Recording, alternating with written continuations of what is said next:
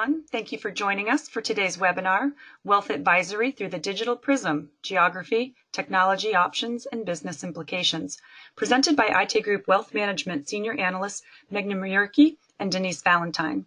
I'm Lori Spenley, and I'll be one of your Aite Group hosts for today's webinar. We'll be starting the webinar shortly, but first let me just take care of a few housekeeping items. Today's session will be recorded, and a link to view the webinar on demand will be available to all current Aite Group clients of our wealth management practice. So without further ado, I'll turn the mic over now to Meghna. Thank you again for joining us and enjoy today's webinar. Thank you, Laurie. Very good morning and a very good afternoon to all our listeners. Thank you very much for joining us for this webinar. I'm Meghna Mukherjee. As Laurie mentioned, I'm one of the senior analysts on Aite Group's wealth management team. I'm also joined by my colleague Denise Valentine, and you'll hear from her shortly. Our agenda for this webinar is in front of you. To start with, we'll talk about what exactly we at Aite Group mean by digital advisory.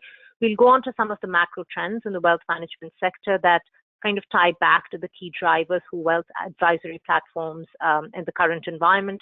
We'll talk about some of the fintech point solution providers who are offering digital advisory toolkits for financial institutions to debut their own digital advisory platforms. We'll also discuss the wealth portfolio management systems and the early risers in that space who are adding digital advisory modules, and Denise will take you through that. She'll also talk about the trends and stakes for digital advisory in the context of wealth portfolio management systems. So after the webinar, we'll also have time for Q&A. If you have any questions, please do send it to us, and we'll try and answer as many of them as possible.